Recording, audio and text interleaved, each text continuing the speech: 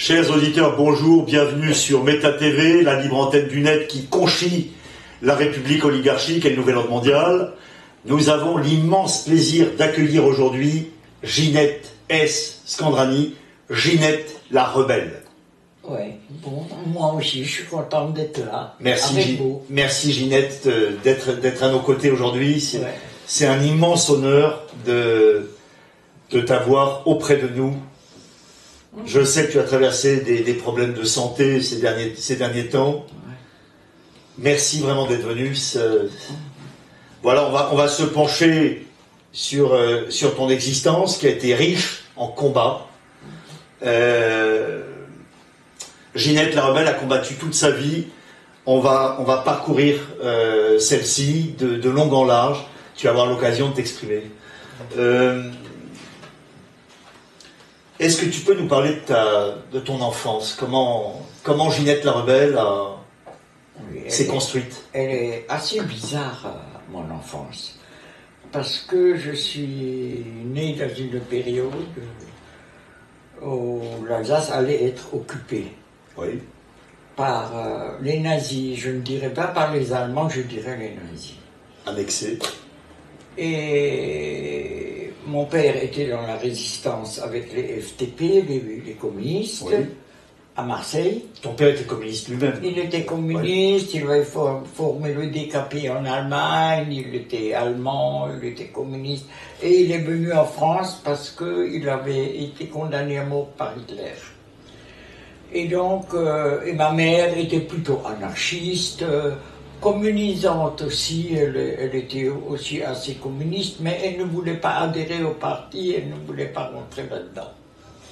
Et puis, ma mère avait des origines bizarres. C'est-à-dire, sa mère était, mon arrière-grand-père, du côté maternel, était juif. Alors vous aurez compris que S, donc aucun lien de parenté avec Rudolf. Non, Rudolf, S, mon père s'appelait S, il venait de S-Thuringe. Comme tout le monde se traite de nazi maintenant, les Ukrainiens traitent les Russes de nazis, inversement. Et donc de S-Thuringe, oui. Donc ma mère avait des origines juives et manouches. Oui. Et donc ma grand-mère, et ainsi que nous avons passé 5 ans de notre vie dans une cave, pendant les premières 5 années de ma vie, parce que on était à la fois juifs et manouches, on avait les deux tares. Donc, mais on avait été rejetés par les juifs parce que le sang n'était pas assez pur, il était manouche. Oh. Donc, ce qui explique beaucoup de choses.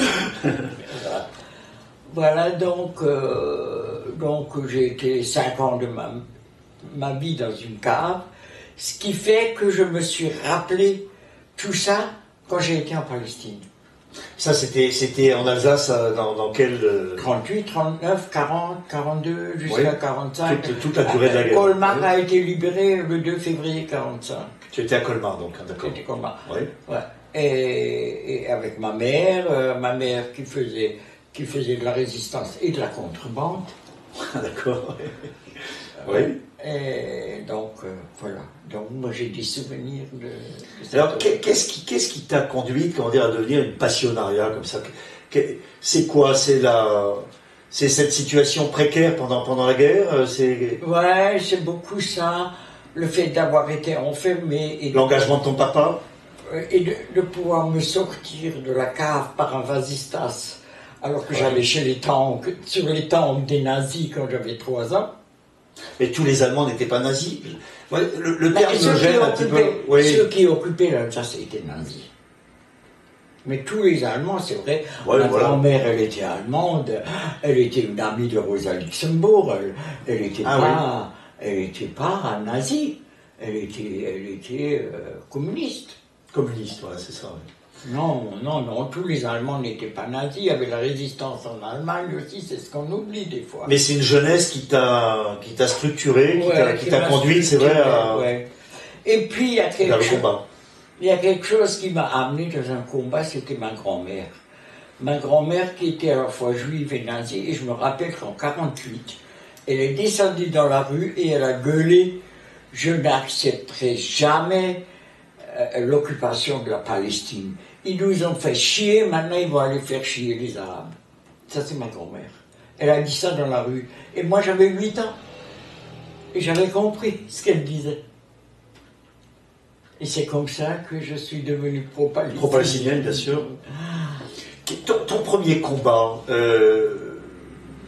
quel a été ton tout premier combat? Tu en as souvenance? Mon premier combat, c'était quand même l'Algérie. C'est l'Algérie. Est-ce que tu peux me raconter comment tu t'es trouvé embarqué dans je me suis trouvé embarqué dans ce conflit parce que mon père, qui était communiste, il soutenait l'indépendance de l'Algérie. Oui. Et donc l'anticolonialisme, c'est ça? J'étais anticolonialiste. Ouais. Et un soir, je rentre de l'école, j'avais 15 ou 16 ans, et il me dit, mon père me dit, viens, je te présente Treski, c'est le responsable du Parti communiste algérien. Il avait 20 ans. Et j'avais 15. Ça, c'est en quelle année, ça, exactement? J'étais au 54, 55.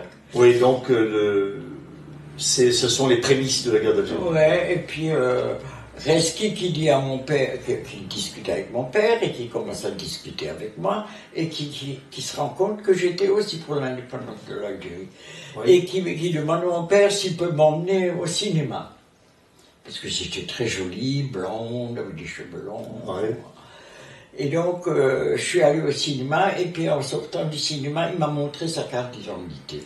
Et sur sa carte d'identité, il y avait marqué Abdelkader Reski, français musulman. Alors je regarde, je dis, comment t'es un français musulman? T'es même pas un vrai français? Alors il me dit, non, on est tous, ça c'est les indigènes, on vous a marqué musulmans sur nos papiers. Et alors moi j'ai dit, mais alors qu'est-ce que je peux faire pour t'aider? Et alors, c'est pas le doigt que j'ai mis, mais c'est tout le bras. Et c'est comme ça que j'ai commencé à les aider. Oui. Il y avait, tu les as aidés de quelle façon? Il y avait le centre professionnel pour adultes, l'AFPA, oui, qui s'était installé, où ils avaient fait venir des Algériens pour préparer un CAP de maçon, de manœuvre, oui, je sais pas trop quoi, tout ce qui touchait le bâtiment. Et aussi des Tunisiens et des Marocains à l'époque. Et c'était la guerre d'Algérie. Et le FLN avait installé un centre, la 7e wilaya Est, à l'AFPA. Et donc, sur le fond de la guerre d'Algérie, le fait que les autochtones fussent fussent traités en citoyens de seconde zone, alors qu'il y avait eu l'émancipation, par exemple, des Juifs d'Algérie, avec le décret Adolphe Crémieux. Qu'est-ce que tu penses de ça? Ça, c'est quelque chose qui a effectivement dressé la population musulmane contre la France. Il y a beaucoup de choses qui ont dressé contre la France. Il y a aussi le 8 mai 45, quand il y a eu la décolonisation et qu'il y a eu des manifestations partout, et que les Algériens ont voulu sortir leur drapeau, l'armée française et les colons ont tiré dedans, et c'est là que ça a dégénéré, ça a mis jusqu'en 56, et en 56, ça a été vraiment le 1er novembre 56, ça a été vraiment Cet engagement anticolonial, anti-impérialiste, il a dû te valoir évidemment des jugements très sévères de la part de tes compatriotes. Évidemment. Et puis déjà mon père qui était anticolonialiste, il était maltraité. Oui. Et puis on était communiste dans une région, on habitait à Colmar, c'est une ville très bourgeoise, alors être communiste dans une ville bourgeoise comme Colmar, on était mal vus. Et puis comme ma mère avait des origines juives et manouches, on était montré du doigt, ça c'est sûr. Hein. Et moi je traînais souvent chez les manouches, j'adorais ça, quand j'étais gamine. Et les premiers sacs que je cachais des Algériens, c'était chez les manouches. Donc j'avais lié les deux. Ma grand-mère Maria, mon arrière-grand-mère Maria, qui est restée manouche. Elle chantait sur les tables des bistrots, et puis et son mari jouait de l'accordéon. Et elle n'a jamais travaillé de sa vie. C'est ça que contenaient des armes, parce que le fait que ces armes puissent être, c'était d'ailleurs leur destination, être utilisées contre des soldats français, ça posait pas de problème. J'ai toujours. Je crois que j'y ai pas réfléchi. Tu n'as pas réfléchi? Non, j'étais trop jeune, hein. Mais bon, et puis ces jeunes Algériens qui sont arrivés, ils sont arrivés,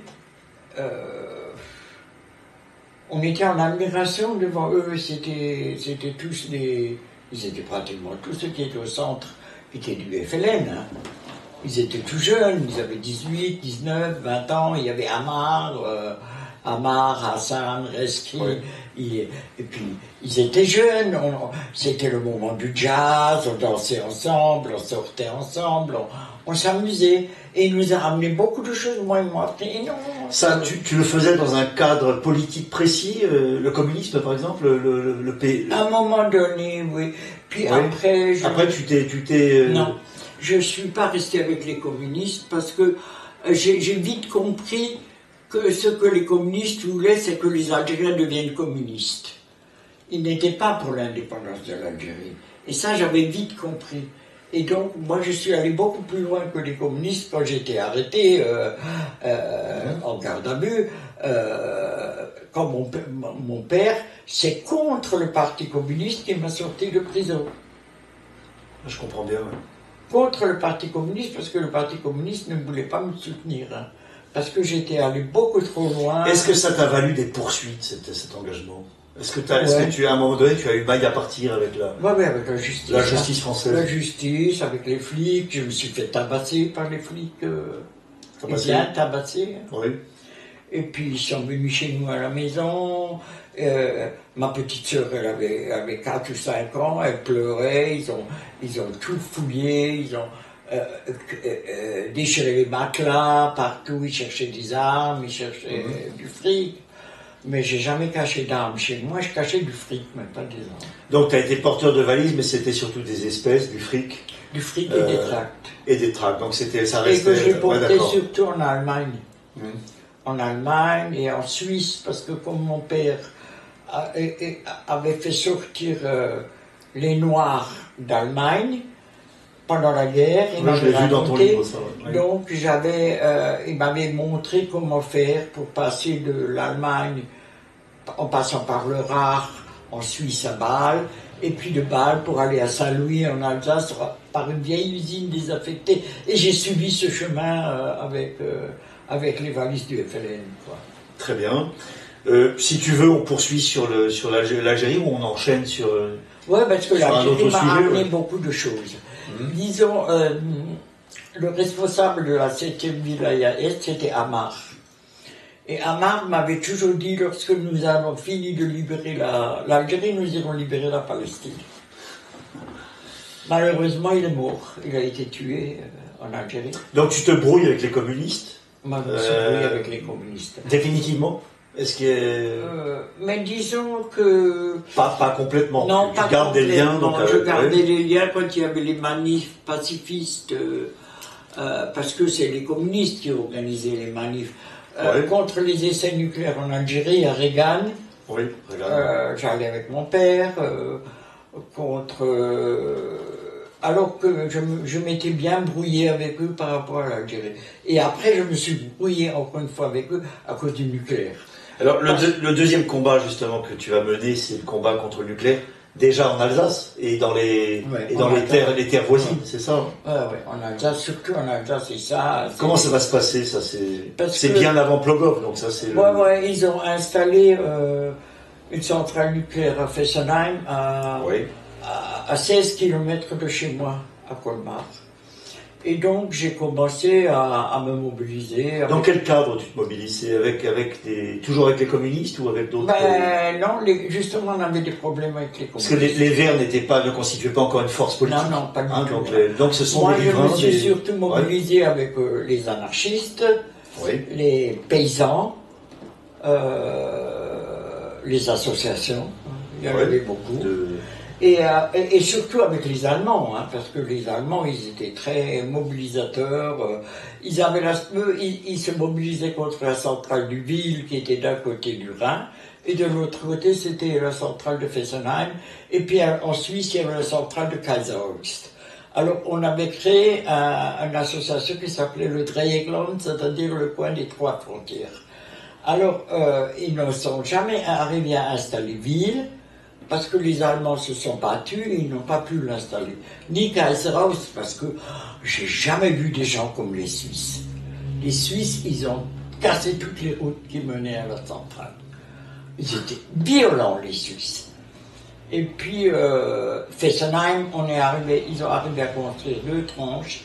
Ils avaient le plan d'occupation du sol avait programmé 7 tranches, mais les 5, ils n'ont jamais arrivé à les installer parce qu'on s'est bien mobilisé, on a occupé le site de Halteren pendant 12 mois. Pourquoi, Ginette, je t'interromps à dessein, pourquoi les Alsaciens n'ont-ils pas réussi à empêcher l'installation de centrales, comme ça a été le cas, par exemple, pour la résistance à la Bretonne, à Plogoff. Pourquoi Parce que les Alsaciens étaient assez non-violents. Ouais. Et puis ils refusaient de prendre des pierres, comme à Plogoff.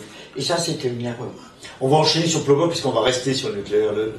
Oui, mais attends, les Alsaciens, ils avaient en même temps, ils étaient Alsaciens, ils étaient de langue, ils étaient proches des Allemands, des Suisses, on avait la même langue, ouais. Mais ils avaient l'esprit un peu m'en-foutiste français. Mais ça a contribué à faire naître à l'écologie politique? Ah oui, oui. Oui. Ah oui, oui. Quels étaient les acteurs qu'on a retrouvés après dans les mouvements? Il y avait Solange en dehors de toi. Ouais. Il y avait Solange Fernès. Est-ce que Dumont était déjà là, par exemple? Ah non, Dumont était plutôt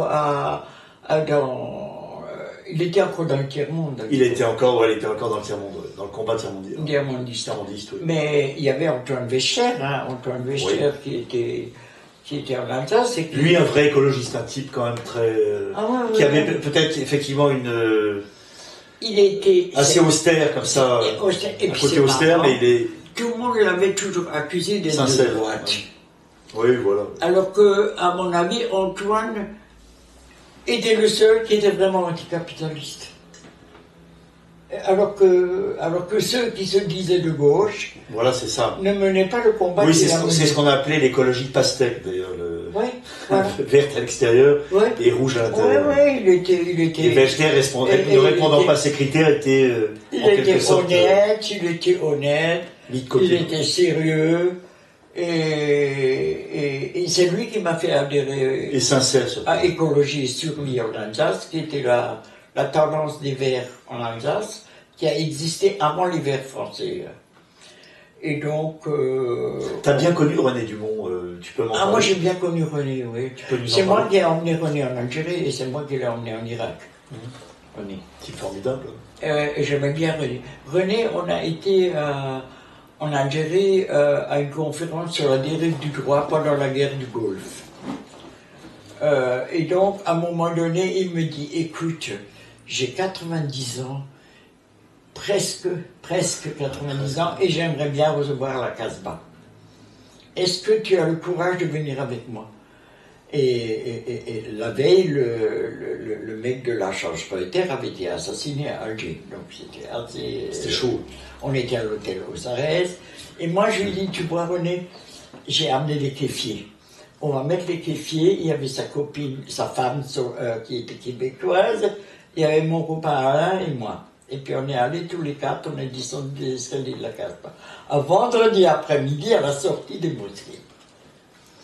Et on descend ces escaliers, on marche, et avec René, et tout à coup, tous les jeunes sortent des mosquées, et commencent à crier. Mais on t'a reconnu à la télé, t'as une copie de Saddam Hussein, c'était moi. Tout le monde m'a reconnu. Parce que je venais d'Irak. Oui. Et donc, tous ces Algériens étaient pro-irakiens, étaient pro-Saddam, étaient tout. Et René, personne n'avait reconnu René. Il s'est marré comme un fou. Ça, je ne l'ai jamais oublié. Tu peux nous dire quelques mots sur Plogoff? sur le combat de Plogoff. Ah bah le Plogoff, Parce que je sais qui était. Ouais, on avait fait un bus qui partait d'Alsace à Plogoff. D'ailleurs, on allait partout, les Alsaciens. Nous, les Alsaciens, on était un peu à part dans le mouvement antinucléaire, parce qu'on ne voulait pas adhérer à la CNAN, parce que la CNAN était dirigée par Paris. Et nous, on n'aimait pas Paris. On aimait Paris. Les Alsaciens, on avait beaucoup d'autonomes alsaciens avec nous, hein, énormément, hein, qui étaient l'Alsace avant tout, hein, avec nous. Bien sûr. Et puis on ne regardait pas s'ils étaient de droite ou de gauche, hein, jamais. Là, nous, les Alsaciens, on était avec les Allemands, on parlait la même langue, on se comprenait, et on était avec les Suisses, voilà. Et donc, on a fait un bus et on est parti à Plogoff.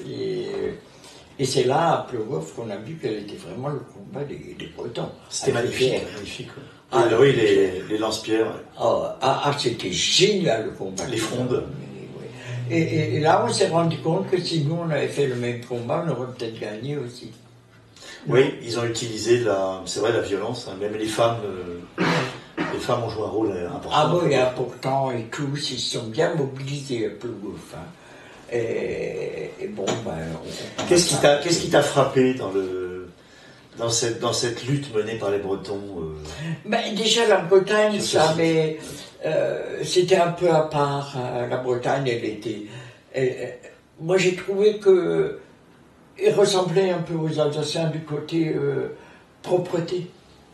Le nucléaire n'a jamais pu mettre les pieds en Bretagne grâce à cette résistance. Évidemment, parce qu'ils n'en voulaient pas. Ils n'en voulaient absolument pas. C'est quand même exemplaire. Il faut dire qu'il y avait une mobilisation exceptionnelle. Exceptionnelle. Et après, ceux du Larzac veulent monter. Et puis après, quand il y a eu l'amour au Cadix, quand on a vu les Bretons, comment ils se sont bagarrés. Bien sûr. Moi, j'ai vu tout ça. Je suis resté à un moment donné en Bretagne parce que j'ai aimé la Bretagne. Le nucléaire, tu n'as pas changé. Tu considères toujours que c'est quand même de la merde. Hein? Le nucléaire civil, puisque tu gardes la même détestation de cette industrie. Et c'est là que je me suis brouillé avec les communistes. Parce que les communistes, ils disaient que le nucléaire, s'il était aux mains du peuple, il ne serait pas aussi dangereux. Ils étaient contre le nucléaire militaire, mais ils n'étaient pas contre le nucléaire civil. C'est absurde, Et moi, comme j'étais contre le civil et le militaire, tu as raison. Et le militaire. Ils ne savent pas démanteler une centrale. Mais regarde aujourd'hui, regarde Fessenheim, mais arrêtez, ils ne savent pas le démanteler. Dans 20 ans, peut-être. Les déchets ultimes restent des bombes à retardement. Le problème du nucléaire, il est là. Elle est surchargée, il y a des déchets partout, ils ne savent pas les enfuir. Parce que personne ne veut. Les promesses non tenues concernant la vétusté des centrales, les démantèlements qui se révèlent très onéreux, impossible. Elle a fonctionné presque 45 ans. Oui, c'est ça, c'est honteux. C'était la plus vieille de France. Et puis c'était une vieille casserole. Hein. Parce qu'il y a souvent eu des échappées radioactives, il y a eu souvent des problèmes. Mais alors nous, comme on était à la frontière, on bloquait les frontières. Avec les Allemands, les Suisses, donc ils étaient obligés de faire passer toute la circulation par la Hollande. Oui. Nous, et je me rappelle en 81, quand François Mitterrand a été élu, les socialistes, on avait organisé, nous, en juin, un rassemblement antinucléaire. Gaston Defferre nous avait bloqué les frontières. Et quand je suis arrivé, parce que j'étais un peu la porte-parole de tout ce monde-là. Oui. Et le Gaston Defferre, il me fait et pourquoi tu organises une manif anti-nucléaire? On prépare nous les législatives. Tu veux que la droite revienne? Il me fait. Alors j'ai dit, mais pour moi, la droite et la gauche, les deux sont pro-nucléaire. Donc il n'y a pas de différence. On avait bloqué toute la frontière pendant toute une journée, en moins d'une heure. Tout le monde était là. Antenne 2, à l'époque ça s'appelait pas Antenne 2, ça s'appelait la 2, puis il y avait le Figaro, tout le monde, on avait toute la presse. Et puis ça c'était génial, les Allemands, ils avaient descendu leurs pantalons, ils avaient montré les culs au CRS. Et ça c'était dans tous les journaux. Oui, je me souviens. Et donc j'étais un peu la porte-parole de tout ça. Mais le combat reste d'actualité en tout cas pour le nucléaire. Ah non, maintenant ça reprend. Le lobbying reprend de plus belle. Mais non, il ne pourra pas, Macron, on n'a pas assez de fric. Parce que regarde les nouvelles centrales qui sont en train de construire, EPR, ça marche pas. Ça marche pas. Et deuxièmement, là, actuellement, pratiquement toutes les centrales sont arrêtées. Oui, elles sont en réparation. J'ai vu ça. Alors comment voulez-vous que... En maintenance, oui. Ouais. Et puis, je ne suis pas d'accord avec Mélenchon, mais là, ce qu'il a fait sur le nucléaire, c'était pas mal. Quand il a dit, oui. Avec la marée, avec le vent, ça vaut 3 centrales nucléaires. Donc là, j'étais d'accord avec lui, mais je ne suis pas en principe sur certaines choses. Oui, je m'en doute bien. Mais écoute, on va aborder un autre volet de ta vie passionnante. Passionnante. On va parler de... Tu découvres la Tunisie à un moment donné, tu peux m'en parler un petit peu? Ouais, parce que... Pas des révolutions arabes, Non, de la Tunisie. Moi, j'ai connu la Tunisie. Voilà. Moi, je suis arrivé en Tunisie sous Bourguiba. Oui. Je m'étais marié avec un Tunisien, c'est ça. Et j'ai vécu en Tunisie, et j'ai beaucoup aimé la Tunisie. Pas le nord, le sud. Parce que le sud était authentiquement arabe, le nord... ils étaient une mauvaise photocopie de la France. Surtout les femmes. Ouais. Surtout les femmes. Moi, je me rappelle être arrivé en Tunisie et puis il y en a qui m'ont demandé « Tu nous as amené du rouge à lèvres ?» J'ai dit « Pourquoi faire? J'en ai jamais mis. » Donc moi, les Tunisiennes, mais j'ai beaucoup aimé le sud. Ah, le sud, c'est génial, le sud de la Tunisie. C'est beau. Hein. Et puis, je traversais la frontière, j'allais en Libye. Et la Tunisie, ce que j'ai aimé, c'était la Houma. C'est-à-dire, quand ils se réunissaient en grande famille, tout le monde prenait la parole, ça j'aimais bien. J'aimais bien. J'ai fait un peu le ramadan avec eux, pour voir un peu ce que ça donne, mais je n'aimais pas tellement l'islam, moi. Je suis une libre penseuse, anarchiste. L'islam est une chape pour toi, tu ressens ça un peu comme... Non, mais je le respecte, hein, mais quand je... Tu respectes, mais tu te verses pas là-dedans. Pas du tout, hein, pas du tout. Pas du tout, hein. Mais je respecte, hein, disons, quand j'étais en Tunisie, je mettais des manches longues, je faisais attention comment je m'habillais, parce que sinon je ne pouvais pas sortir toute seule, et moi j'avais envie de sortir seule. J'avais envie de faire des découvertes, d'aller partout à Sidi Bou Saïd, d'aller me promener. Oui, j'aime bien Sidi Bou Saïd aussi. Hein. Ah oui, j'aime bien. Le petit port, la côte interminable. Oui, c'est très agréable. Bien. Et puis c'est un beau pays, la Tunisie. Puis, on va parler, si tu veux bien, du mouvement dit antiraciste, des associations immigrées, tout ça. Comment... Il y a un dévoiement de ce... Mais en 83, quand je suis arrivé à Paris, il y avait la marche des beurs. Oui. Et donc j'ai participé à une étape de cette marche des beurs. Et j'ai vu comment les socialistes récupéraient cette marche des beurs pour François Mitterrand. J'ai vu ça. J'ai vu... puis il s'est créé SOS Racisme, oui. Parce que il y avait des comités qui commençaient à se créer, les immigrés et les Français ensemble, qui travaillaient sur comment intégrer les immigrés. Et SOS Racisme a passé par-dessus tout ça, avec la petite main, dans les écoles, tout ça. Et j'ai été à la première réunion de SOS Racisme. Il disait, il faut être contre le racisme. Et puis, d'un côté, déjà, SOS Racisme, ça ne me plaisait pas. C'était comme s'il voulait sauver le racisme, SOS Racisme. Pour moi, ça me plaisait pas. Oui, c'est vrai que... Donc, et puis, s'interroger sur le... Ouais. Et j'étais dans la salle, et à un moment donné, je me suis levé, et j'ai dit, écoutez,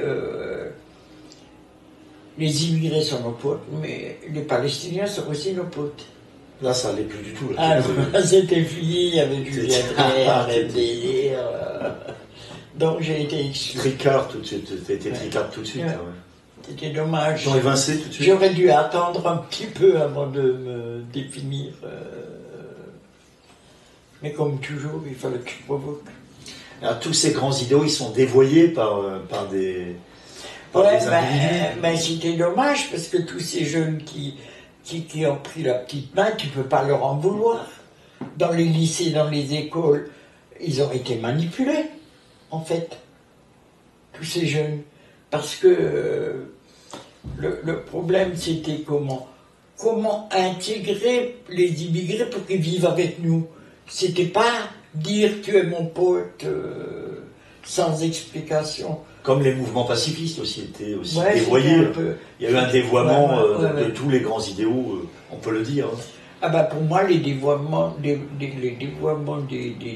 tous les mouvements français, que ce soit le mouvement anti-nucléaire, le mouvement antiraciste, c'était souvent les socialistes. Oui, les socialistes. Ah oui. Anti-guerre, les socialistes, parce que ils voulaient absolument, dès qu'il y a un mouvement qui se levait, ils voulaient le récupérer pour les élections. Et de ce fait, on n'a jamais réussi à créer un véritable mouvement. Jamais. Alors, tu poursuis aussi le combat anticolonialiste aussi en Nouvelle-Calédonie. Là, ça devient... Hein, tu épouses la cause du FLNKS. J'ai adoré les Kanaks. Qu'est-ce qui t'a conduite là-bas C'était que j'étais avec un Breton, Oui.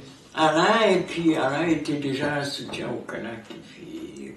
Et puis on les a reçus, on habitait rue du Faubourg du Temple à Paris, on les a reçus. Jean-Marie Djibaou, Yévéné, Jorédier, tous étaient chez nous, ils venaient chez nous à la maison, ils dormaient chez nous, et c'est comme ça. Et puis alors moi, comme je suis quelqu'un de très curieux, je leur ai demandé de m'expliquer la coutume, ce que c'était pour eux, comment ils vivaient. Alors ils me racontaient que par exemple, Didier m'avait raconté qu'il était, lui, dans le clan des requins. Alors l'autre, c'était le clan des loups. Chaque fois, ils avaient un clan. Et moi, et Jean-Marie m'a beaucoup raconté. Il était marrant d'ailleurs, hein, mais ils avaient un problème. Un problème, c'est qu'ils picolaient beaucoup. Et ça mon copain breton, et il buvait avec eux, et moi je ne supportais pas ça. Et c'était dommage, parce que leur lutte était géniale. Ils n'avaient pas été colonisés, les Kanaks. Les Kanaks, ils vivaient... ils avaient été carrément écartés, ils vivaient dans des réserves. Et ce qui fait qu'ils ont gardé leur culture, qu'ils ont gardé tout ça. Et ce que j'aimais beaucoup... Leur sort, si je me permets de t'interrompre, a quand même été préférable à celui des aborigènes australiens. Évidemment. On ne peut pas comparer. Non, mais d'un autre côté, ils avaient appris le français, c'était Louis Michel qui leur avait... Oui, déporté... Quand a été déporté de la commune, qui a été déporté à beaucoup d'Excellence. Et ils s'y portaient tous le foulard rouge, c'était en souvenir de Louis Michel qui leur avait appris tout ça, le communisme, tout ça, enfin communisme.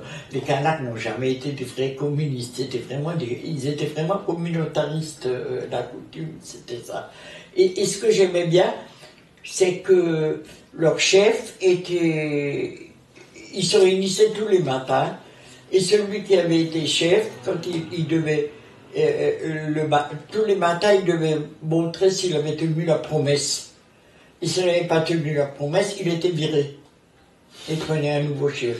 Et ça c'est pour moi, c'était la démocratie directe, ça me plaisait beaucoup. Hein. C'est du droit coutumier en quelque sorte. Ah oui, moi j'adorais ça, qu'ils me racontaient tout ça. Qu'est-ce qu'ils m'ont pas raconté? Puis j'avais ma copine, Nicole, qui était d'Ouvéa, la grotte de Gossana, où il y a 28 Kanaks qui ont été tués par le GIGN. Il y a eu récemment des élections là-bas, qu'est-ce que tu en as pensé?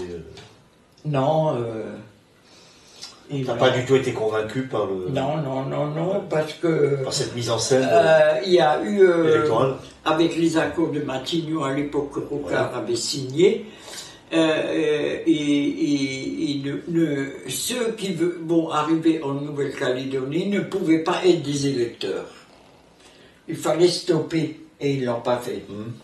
Et donc tous les Français, les métros, comme ils les appellent, ont pu voter, et donc ils n'ont pas eu leur indépendance, il leur manquait quelques voix.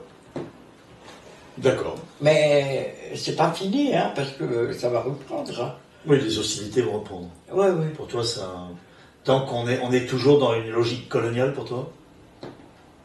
C'est bizarre, c'est pas tout à fait colonial. Parce que les Caldoches sont aussi chez eux maintenant, après des... Ben oui, après toutes ces années. Des siècles de présence. Ouais. Et puis il y a beaucoup d'Asiatiques. Hein. Oui, je sais énormément, beaucoup de Chinois, il y a beaucoup... énormément. Et puis les Mélanésiens sont un mélange entre l'Asie et l'Afrique. Hein. Oui, c'est une situation très complexe. Ouais. Et puis... Pourtant, on aurait pu faire quelque chose de bon avec cette Nouvelle-Calédonie. Ça aurait pu être... Et la solution, c'était quoi, alors, pour toi? En quoi consistait Maintenant, la solution, il faut l'indépendance de la Nouvelle-Calédonie. On peut pas dire... les Kanaks ne sont pas des Européens. Alors, la France a emmené les Guadeloupéens, les Martiniquais et tout ça dans l'Europe. Oui. Mais c'est rigolo, tout ça. Et les Kanaks seraient mieux avec une association avec mais la France est-elle indépendante elle-même maintenant? Oui. On peut se le demander. Elle n'est plus souveraine, donc elle est... Ouais, elle est atlantiste. Voilà, elle est atlantiste. La France, elle est atlantiste. Bon, on y viendra tout à l'heure si tu le veux bien. Oui. Non, mais c'est rigolo. Quand les Kanaks se disent tout à coup européens. C'est rigolo un truc comme ça, non? Puis il y a les Martiniquais, les Guadeloupéens, c'est pareil. Eux, ils seraient mieux avec une association avec Cuba, les Antilles, et puis les Kanaks seraient la Polynésie française, tu as un sentiment? Il y a les essais nucléaires, oui. Mais... Ouais, il y a beaucoup qui ont des cancers en Nouvelle-Calédonie, en Polynésie avec les essais nucléaires. Moi, j'ai bien connu Oscar Temao qui avait été le maire. Oui, j'ai connu aussi Oscar. Ah, tu l'as aussi connu? Oui, un douanier très sympathique. Ah oui, très très bien. Maire de Fara, ouais. Ouais. Salut Oscar, si un jour tu vois cette émission. Ben voilà, tu sais. Je connais, j'ai beaucoup apprécié Oscar. Ouais. Donc... Tavini Oreatera. Ouais.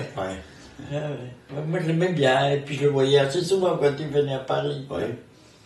Et puis je me suis bien... Alors c'est pareil, les Polynésiens ne veulent pas connaître le sort du Vanuatu, c'est-à-dire que ils se satisfont, me semble-t-il, Bon, non, mais la Polynésie... de l'autonomie d'un système... Mais la Polynésie a été détruite par les essais nucléaires.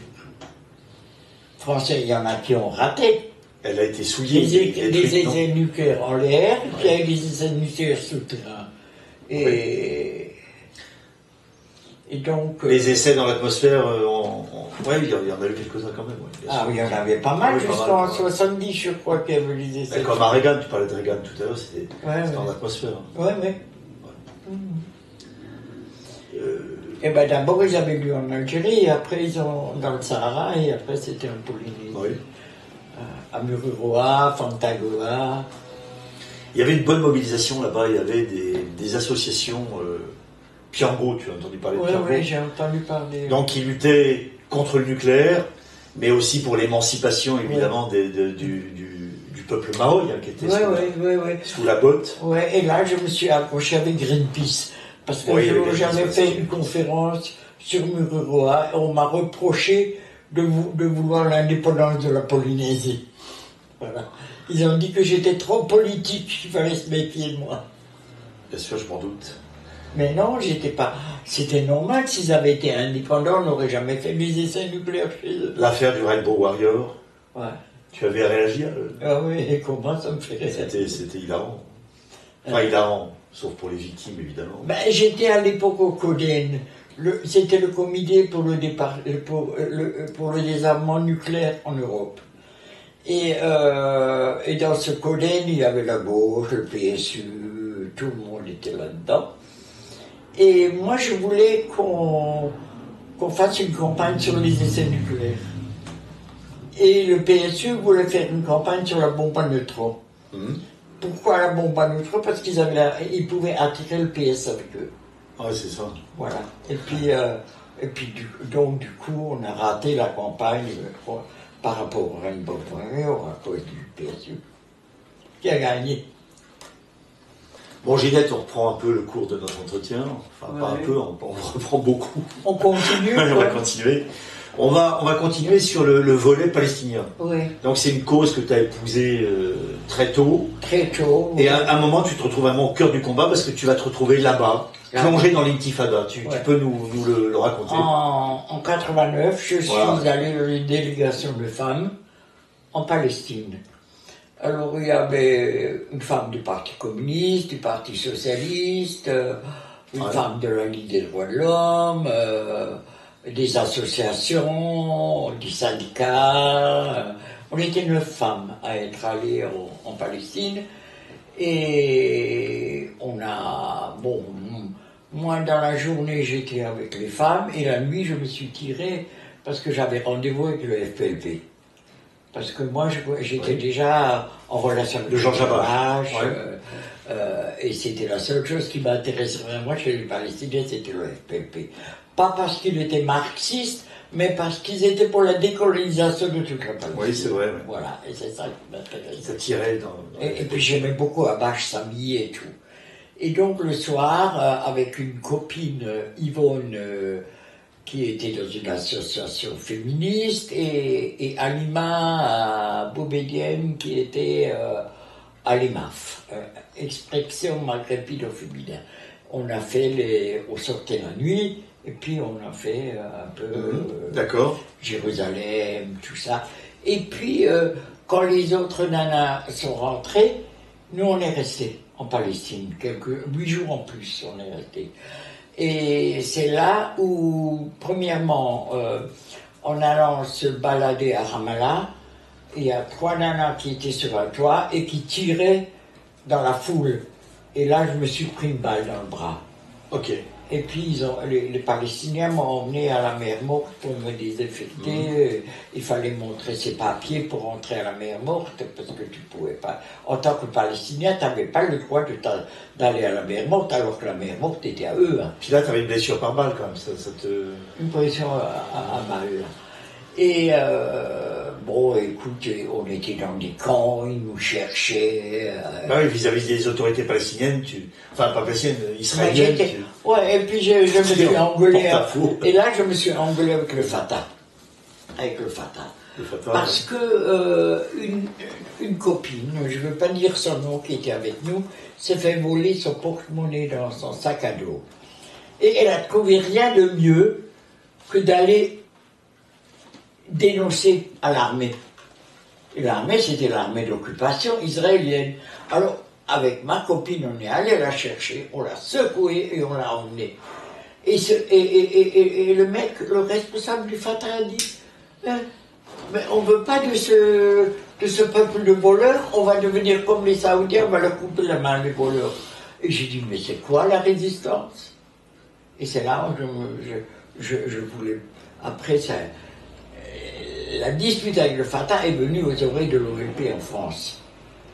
Et c'est pour ça que l'OLP m'a plus ou moins rejeté, le Fatah m'a plus ou moins rejeté. J'ai toujours été proche du FELP. Voilà. D'accord. Et donc, je suis bêtement en voulant secourir ce jeune homme qui avait volé le porte-monnaie à une touriste. C'était une touriste, elle n'avait pas besoin de laisser son porte-monnaie dans son sac à dos. Cet engagement pour la Palestine, donc il procède toujours de ton anticolonialisme, ouais. C'est ça, c'est toujours une logique, ouais. La même logique. Hein. Ouais, et puis en me disant que je suis une Européenne, et en fait c'est des Européens qui sont allés coloniser la Palestine. Le fait qu'ils étaient juifs, c'était pas mon problème. Le problème c'était des Européens, et j'étais une Européenne. Alors ça t'a valu de la part non seulement des Israéliens, mais aussi des Juifs de France, ouais. Enfin de certains militants, en tout cas sionistes, Ouais. Ils m'ont traité d'antisémite. Ils t'ont traité d'antisémite? Ah oui. Faisant fi de tes origines. Bah oui, et puis ils m'ont traité d'antisémite. Alors que... Oh, tu t'attaques à Israël. Moi j'avais plein de copains antisionistes, juifs. Tu as été agressé à ton domicile. Tu peux raconter ça? Ouais, j'ai été agressé à mon domicile, ils sont venus, le pétard, ils étaient 4 avec casqués, avec des matraques. J'ai fini à l'hôpital avec un traumatisme crânien et puis un adénome au cerveau. Et voilà, ils sont arrivés, ils ont sonné à la porte. Moi j'ai ouvert, je croyais que c'était ma petite fille. Et c'était eux, ils ont dit, tu sais pourquoi on vient, et puis voilà, ils m'ont castagné. Et moi, j'ai jeté un pot de fleurs par la fenêtre. Et comme ça, les gens sont arrivés. Tes agresseurs étaient poursuivis, certains condamnés. Ben oui, ils ont été poursuivis les 4, et puis ils devaient payer l'avocat, ils devaient payer le jugement, ils devaient... 10 000, à l'époque, 10 000 francs chacun était condamné. Puis ils étaient les 4 en fuite en Israël. En Israël, oui, c'est ça. Et puis, il y en a un qui est allé en appel. Et je me rappellerai toute ma vie, j'ai jamais autant rigolé de ma vie que ce jour-là. J'ai même failli pisser dans les culottes, tellement j'ai rigolé. Parce que il y a l'avocat qui le défendait qui a dit: on peut regretter qu'ils aient agressé cette dame, mais il ne faut quand même pas oublier qu'ils sont venus venger 6 millions de morts. Alors, moi j'ai rigolé. Je crois que j'ai jamais autant rigolé de ma vie que quand j'ai entendu dire cet avocat. Et puis alors, mon avocat à moi me disait: mais arrête de rire, tu ne pourras même plus parler. Alors tu as fait aussi le procès Garaudy, je me souviens, il y avait l'auteur, tu sais, l'auteur du livre, le mythe fondateur, d'Israël. La création de Et l'État puis d'Israël. on s'est fait agresser au tribunal. Alors ils sont arrivés aussi, le bétard, ils étaient, je sais pas, une trentaine avec des casques, des bâtons, et ils ont tapé. Foire d'empoigne. Et il y en a un, là il y a un Tunisien qui m'a sauvé la vie. Parce que moi j'avais le kéfier et j'avais comme ça. Alors il y en a un qui a pris d'un côté et l'autre de l'autre, ils allaient m'étouffer. Si c'était pas le Tunisien... T'es étranglé sur place. C'est quand même... Et en plein... Incroyable, en plein... Ça n'est pas perdu hein, au tribunal. Ah, non, mais ils sont horribles. Ils sont horribles. Ils sont comme là-bas en Palestine. Hein. Quand je les ai vus là-bas, toute l'occupation allemande que l'on avait subie à l'époque en Alsace m'est remontée parce que c'était exactement la même chose. C'était exactement pareil. Non, pire encore, parce que quand je suis arrivé à Gaza, et j'ai dormi dans un camp à Gaza, et les Palestiniens m'ont dit: ça fait 20 ans qu'on n'a pas vu de Français. Et donc je suis resté avec eux, les tanks qui tournaient autour, qui me cherchaient dans tout le camp. Je sais pas. Oui. Donc c'était une horreur. Et puis on a vu d'autres camps où ils rentraient, et puis ils rentraient avec les tanks, ils écrasaient tout le monde. Et puis alors ce qui m'a le plus choqué, c'était que ils avaient décidé de casser les mains des enfants qui écrivaient des slogans sur les murs. Alors moi j'étais dans une cave et j'ai vu comment l'armée a tapé sur les mains des gamins de 5-6 ans qui après avaient les mains qui pendaient comme ça. Ah, c'était une horreur, j'ai jamais oublié. Et ça, je l'ai dit en Libye. Ah ouais. En Libye devant toutes les caméras. Et donc c'est après que j'ai eu des ennuis en Tunisie à cause de ce que j'ai dit. Ouais. Et puis tu avais plein, et puis c'était ce couvre-feu, on ne pouvait pas soigner les enfants. Et puis aussi, j'ai vu aussi comment des avions, ils balançaient les bonbons empoisonnés aux enfants. Ça, je l'ai vu de mes propres yeux. Hein. J'ai vu l'occupation palestinienne, l'occupation israélienne de la Palestine. En Cisjordanie, je l'ai vu à Gaza. Et Gaza, c'est un tout petit territoire. Mais on voit presque en face. La bande de Gaza. La bande, c'est tout petit. Ouais, Hein. c'est un espace restreint. Et puis alors, c'est un peuple de pêcheurs, ils n'ont pas le droit d'aller pêcher, et puis ils sont aux côtés de la Méditerranée. Une réserve. Voilà. Une réserve d'indigènes. Voilà. Réserve d'Indiens. C'était des Indiens. Comme ça qu'ils ont traité aux USA les Indiens. Et puis... On te retrouve donc des années après dans une liste électorale anti-sioniste, un parti anti-sioniste. Ouais, anti-sioniste, ouais. Avec Dieudonné. Avec Dieudonné et d'autres. Est-ce que tu peux nous en toucher deux mots? Dieudonné, quand il a eu l'histoire de FR3, où ils l'ont accusé d'avoir dit Heil Hitler, oui. Alors que c'était pas du tout ça qu'il a pas du tout, non, c'était l'émission. Le lendemain, je suis arrivé à la Badour. Je connaissais déjà Dieudonné puisque j'étais allé le soutenir quand il s'était présenté contre la Stirbois. Oui, à Dreux, oui. À Dreux. Oui. Donc je le connaissais, je suis arrivé et je me rappellerai toute ma vie. Je rentre au théâtre de la Badour, il était assis là et puis je suis allé vers lui et j'ai dit ça y est. Tu viens de donner un coup de pied dans un panier de crabes. Bienvenue au club. Il est devenu un pestiféré. Après, il est devenu un pestiféré. Ouais. Et puis, Jamel Debbouze qui applaudissait quand il parlait de Dieudonné, et après il l'a trahi. Ouais. Donc, quand Dieudonné... Alors, cette liste, tu peux... la liste elle-même, c'est-à-dire cette aventure électorale. Ouais, électorale. Quand Dieudonné est venu me trouver, il m'a demandé de participer à la liste. Alors, il a dit, ce qu'on voulait, c'est créer un lien entre l'extrême droite et l'extrême gauche. Oui, elle était hétérogène, cette liste à dessin, ouais. Ouais. Comment ça a marché? Comment vous entendiez bien? C'était pas facile. Il y avait des gens qui étaient bien, il y a des gens qui étaient d'extrême droite, qui m'ont dit si on t'avait connu avant, on serait venu avec toi. Ils m'ont dit. Oui. Il y en a d'autres. On arrivait à travailler ensemble. Le problème, c'était Alain Soral. Parce qu'il avait l'habitude de se mettre devant. Il était très nombriliste, il se mettait devant. Maintenant, il a beaucoup apporté, Alain Soral. Ah ben je ne dis rien. Au combat, voilà, Je n'ai jamais rien dit contre les positions de Soral. Je critique Soral de la façon de se conduire. C'est tout. Tu veux dire qu'il était dominateur?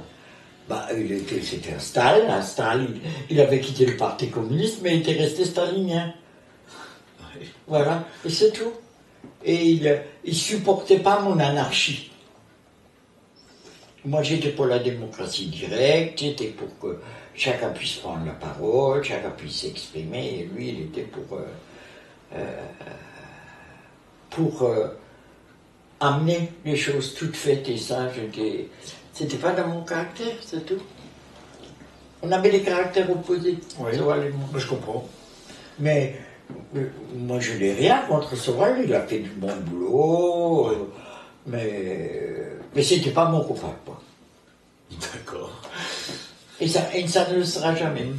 Bon. Mais il fait du bon boulot, hein. Il fait du bon boulot, au contraire, moi je n'ai jamais rien dit contre lui. Contrairement à ceux qui ont écrit des bouquins contre lui, ou contrairement à ceux qui l'ont critiqué, moi je ne l'ai jamais critiqué. Pour revenir à l'abbé Pierre, puisque l'abbé Pierre avait soutenu Roger Garaudy, tu sais, ouais, lors de son procès, puis de la tempête médiatique qui l'accompagnait. Ouais. L'abbé Pierre, tu l'as connu? Oui, très bien. Ouais. Très bien même. Parce que il voulait faire une réponse, l'abbé Pierre, à tout ce qu'on a traité. Il a été courageux sur ce coup. Et puis, dans Le Monde, un jour, lui dit on peut vous mettre un texte demain, si vous voulez. Et l'abbé Pierre, il a dit je n'ai rien, mais j'ai une belle lettre qui m'a été écrite par Ginette Scandrani, vous pouvez la publier. Et puis donc, c'est ma lettre qui a été publiée, où j'ai dit bravo l'abbé. dans la lettre. Vous avez soutenu tout le monde, les pauvres. Sur la Mévière, tu connais son passé de Torquemada de la Résistance? Quelqu'un son passé à lui, hein, c'était pas le mien. Hein. Et aussi d'hommes, comment dire, de lobbyistes en quelque sorte, de porte-parole du lobby du bâtiment dans les années 50. Ouais, sur RTL. Ouais, mais ce que j'aimais chez l'abbé Pierre, c'est quand il est arrivé à Gaza. Les Palestiniens ont téléphoné et ils ont dit il est arrivé et il s'est prosterné, il a embrassé la terre, il a dit je vous demande pardon parce qu'on vous a envoyé nos juifs. Ça c'est l'abbé Pierre. L'abbé Pierre dit ça? Alors il m'a téléphoné, il me dit toi tu nous as jamais dit ça. J'ai dit oui parce que moi je suis pas religieuse. Ah d'accord. Voilà, ça c'est l'abbé Pierre. Et son association qu'il a appelée Emmaüs, c'est le nom d'un village qui a été détruit en 1948 par les Israéliens. D'accord. Et moi j'aimais beaucoup, j'estimais beaucoup l'abbé Pierre. Bien qu'il était plutôt de droite. Hein. Mais ça, je m'en fous. Hein. Qu'est-ce que ça veut dire, c'est encore droite, gauche? Aujourd'hui, ça ne veut rien. Franchement, il faut arrêter. Ouais, voilà. Non, moi je m'en fous, hein. Moi je m'en foutais de l'abbé Pierre. Moi j'aimais bien discuter avec lui. Il m'amenait beaucoup de choses parce qu'il connaissait beaucoup de choses. Je crois qu'on a fait le tour un petit peu, enfin le tout. Ouais, sauf la Libye. Tu vas, comment dire, on va parler de tout ça, on va parler de la Libye, on va parler du printemps arabe, des printemps arabes, de ces prétendues révolutions spontanées, qui n'avaient rien de spontané. Comment tu as découvert la Jamaïa? Comment tu as été conduite mais au début, quand on a vu le printemps arabe, donc c'était Obama, après son discours du Caire, qu'il a fait en l'honneur des musulmans. Et tout a commencé avec ce printemps, avec ce discours. Et moi, quand il y a eu les manifestations des Tunisiens, j'ai participé à 2 manifestations à Paris. Et j'ai vu les Tunisiens qui se mobilisaient. Et moi, je trouvais que c'était bien, parce que moi, je connaissais la Tunisie. Et puis, je voyais la dictature que c'était avec Ben Ali. Tous les Tunisiens attrapaient des torticolis à force de se retourner pour voir si personne ne les suivait ou si personne ne parlait d'eux. Ouais. C'était infernal, la Tunisie. Moi, je n'aimais pas ça. Et donc, après la Tunisie, il y a la Libye. Et puis, tout à coup, j'entends à la télé Kadhafi, le dictateur, il y a la famine en Libye, il y a 6... J'ai dit, mais ils sont en train de mentir, moi je connais la Libye, j'y vais tout le temps. Et Kadhafi n'a jamais été un dictateur. Alors justement, tu allais souvent en Libye, tu as découvert en Libye le régime, la Jamaïria, cette démocratie directe. Est-ce que tu peux nous en parler? Parce que ça, c'est un volet important de moi, c'était Fakroun qui m'avait amené en Libye le premier. Et moi, j'ai été intéressé. Il m'a fait participer à un congrès de base.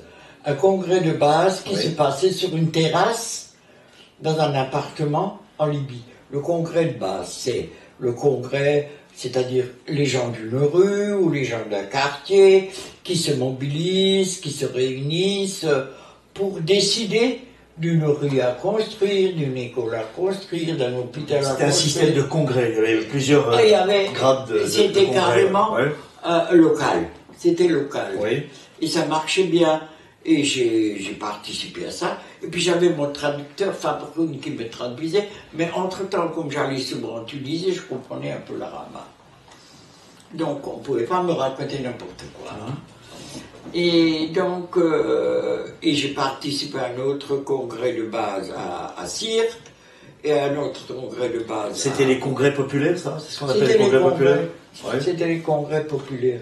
Et j'ai participé dans le désert à un congrès avec les Bédouins, où il y avait des moutons qui couraient sous la tente, et puis... Et qu'est-ce que ça sentait, hein. Et puis j'ai participé au congrès de femmes, et puis il y avait les congrès par branche. Nous, on a les syndicats, mais eux, ils avaient des congrès des avocats, congrès des médecins, des dentistes, des femmes. Oh, les femmes, elles étaient magnifiques. Les femmes du Sud, elles étaient noires, elles étaient comme les Soudanaises, elles étaient très belles. Les gens ne le savent pas, il y avait vraiment un régime, un régime démocratique en Libye. Et alors, ce congrès de base prenait des décisions. Et après, il y avait le congrès secondaire, qui était un espèce de secrétariat qui prenait des notes pour l'amener au congrès général. Il y avait dans toute la Libye, il y avait à peu près 32 congrès de base. Et puis, le congrès général qui dirigeait la Libye, et il y avait 2 personnes qui représentaient chaque congrès de base, le congrès secondaire, et puis il y avait les tribus, il y avait 1550 tribus qui étaient représentées, et tout ça c'était le congrès général. Et en fait, Kadhafi ne dirigeait pas, il était le porte-parole de ce congrès. Le guide frère. Le guide frère, voilà, de ce congrès. Tu peux présenter ce livre, justement le livre vert? Ah oui, c'était intéressant parce que... Montre-le à l'antenne. Parce que ce qui avait de bien, ce que j'ai beaucoup aimé dans ce livre vert, c'est que Kadhafi avait bien compris le système électoral. Et il avait raison. Parce qu'aujourd'hui, dans nos élections, vous voyez bien les élections, comment elles se passent aujourd'hui. Oui. Premièrement, il faut appartenir à un grand parti pour se présenter aux élections. Vous avez déjà vu quelqu'un d'une association, quelqu'un comme les Gilets jaunes, qui aurait pu se présenter aux élections? Il avait, les banques les banques ne prêtaient du fric qu'à ceux qui avaient une grosse organisation derrière eux. Ceux qui n'en montraient pas de blanche. Voilà. Donc, et puis, en fait, ceux qui se présentaient sortaient des mêmes écoles, que ce soit de droite, que ce soit de gauche, et la politique ne s'enlèvera jamais avec ça. Et puis, les élections, c'était à main levée. Les congrès de base, c'était à main levée. Donc, les gens devaient se montrer physiquement ce qu'ils pensaient. Parce que ici, on élit, par exemple, un député, un sénateur, n'importe quoi, et après, il peut faire n'importe quoi. On n'a aucun moyen de pression sur lui.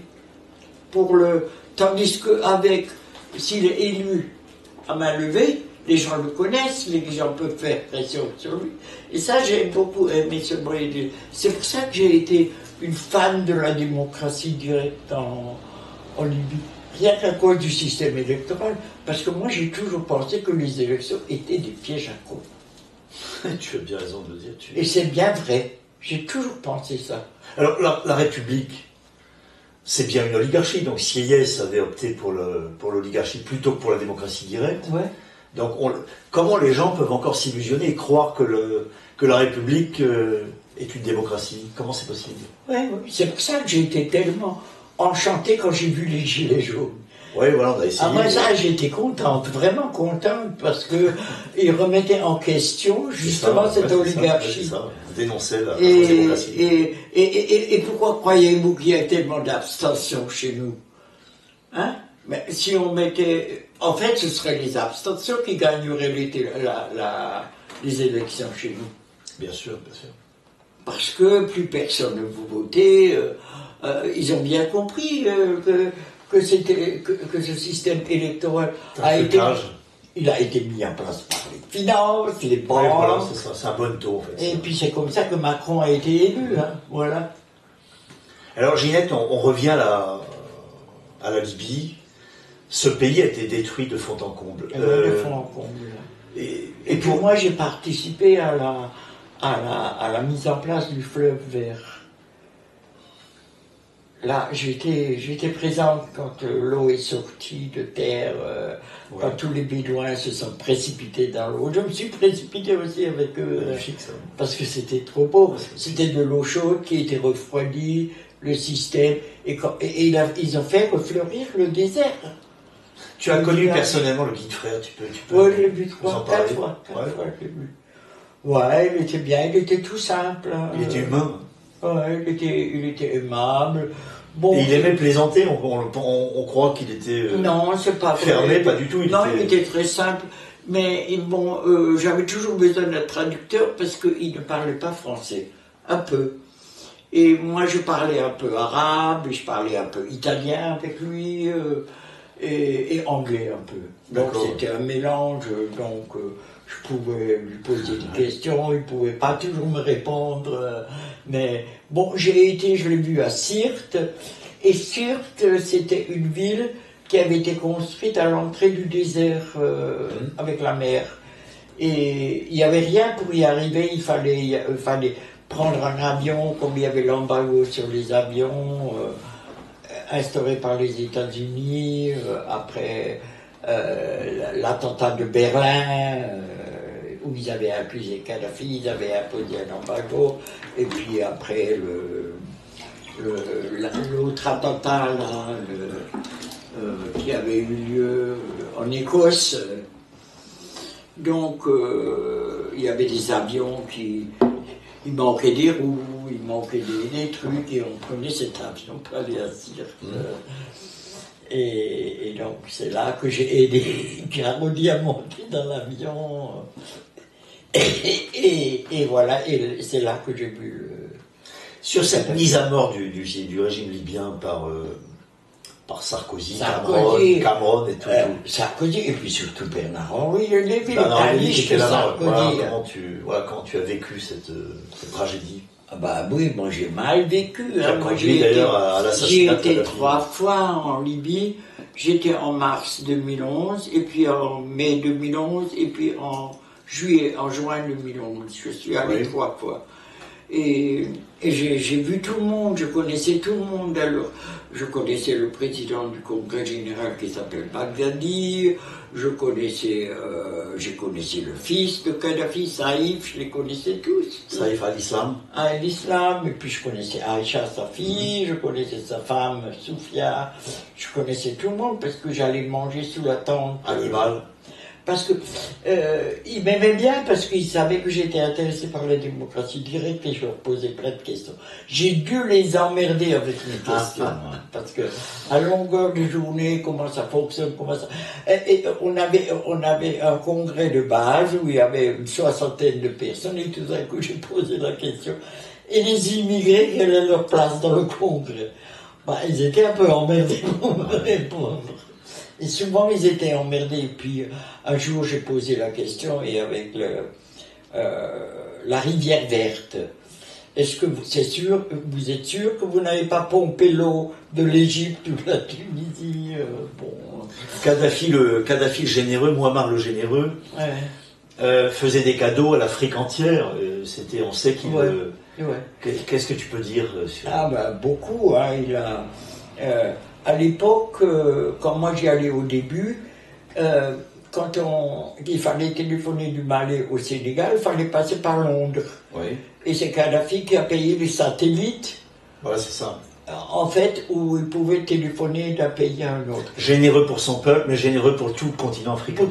Et quand moi je suis arrivé la première fois en Libye, j'ai cherché le trou dans la cabine téléphonique. Ils ont tous rigolé. Il a dit, on n'a pas tout le téléphoné gratuit en Libye. Sauf si tu veux téléphoner en France, il faut que tu ailles à l'hôtel. Donc il y avait des soutiens de la Libye en France. Il y avait toi, il y avait Poucharelli aussi. Franck qui est mort. Que j'avais amené en Libye. Franck, je l'ai amené pas la première fois que je suis allé en mars pendant la guerre, mais en mai. Tu peux évoquer sa disparition tragique et dans des circonstances Et puis j'ai aimé beaucoup Franck, parce que Franck, il avait tout de suite compris ce que c'était que la démocratie directe. Parce que j'ai amené beaucoup de délégations en Libye, mais les gens n'avaient pas vraiment compris. Tandis que Franck avait vraiment, vraiment bien compris tout de suite. Et donc, il avait compris aussi la forfaiture aussi de Sarkozy, il avait compris tout ça, et c'était le copain de Smaïn Bitrouni, c'est Smaïn qui m'avait amené Franck, je ne le connaissais pas. Et donc Franck, on a été à la place Bab el Azizia, qui était la place de la caserne de Kadhafi, où Kadhafi était dans le sous-sol. Et déjà parce qu'il le recherchait de partout. Bien sûr. Et où il y avait les Algériens, les Tunisiens, tout le monde venait soutenir et on a été sur cette place et Franck a beaucoup apprécié. Sur la mort de Franck, tu trouves que tu considères cette mort suspecte ou tu... Ah, moi j'ai toujours considéré la mort de Franck suspecte. Parce que Franck il logeait chez moi. Pendant les 4 jours qu'il était à Paris, et 4-5 jours. Et il devait partir le mercredi, et puis il devait revenir le lundi. Et puis, en partant, il m'a dit, tiens, je laisse le coussin là, je ne veux pas le traîner, je reviens lundi. Il est parti. Et... Ben, il avait des projets. Moi, je devais témoigner au procès contre Sarkozy. Et il voulait organiser un rassemblement au moment où je témoignais. Et puis Franck qui travaillait. Il avait aussi des projets professionnels.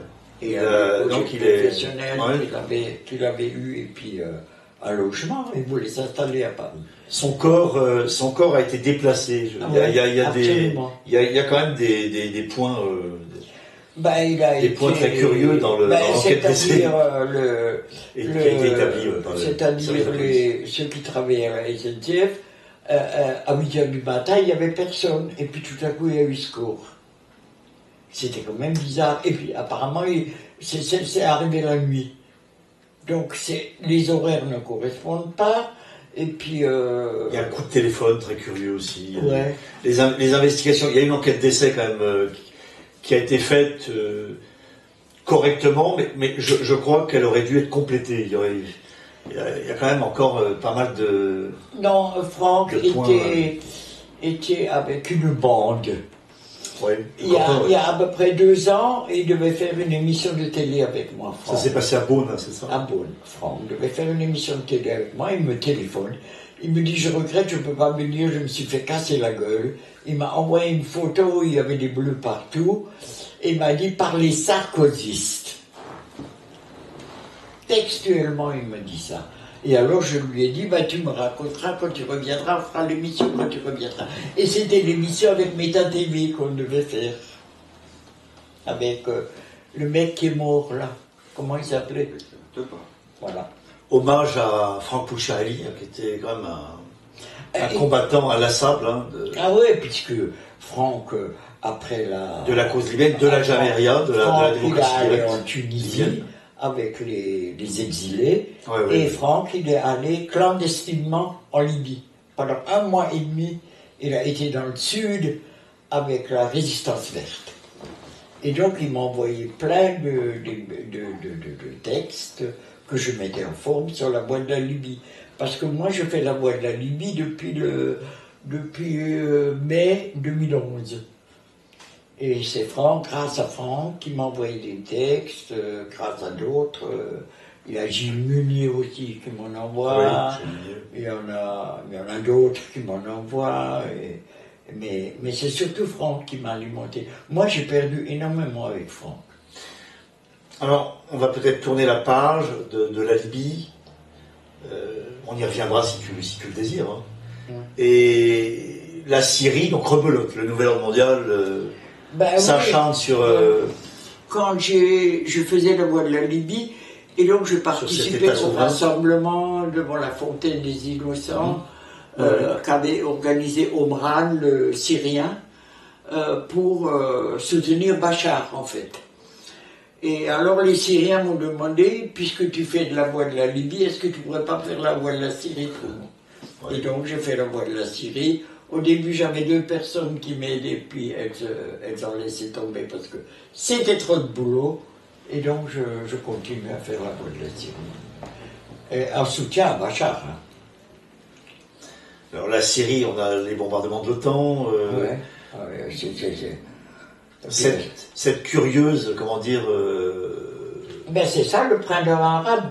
Moi je dois dire que... Ce curieux État islamique. qui apparaît. Le Daesh, ouais. Voilà, avec la CIA, c'est probablement qui est derrière. Ouais, ouais. Et puis et les Russes qui finalement sauvent la mise de Bachar. Non, mais moi je dois dire quelque chose. Le printemps arabe, il aurait pu réussir s'il n'y avait pas eu un os. Et cet os s'appelait Bachar. Et ça, on lui doit énormément à Bachar. Et Bachar a pu faire ce qu'il a fait parce qu'il y avait Poutine. Poutine qui l'a aidé. Et je suis sûr qu'il est en train de payer aujourd'hui aussi Poutine d'avoir sauvé la Syrie.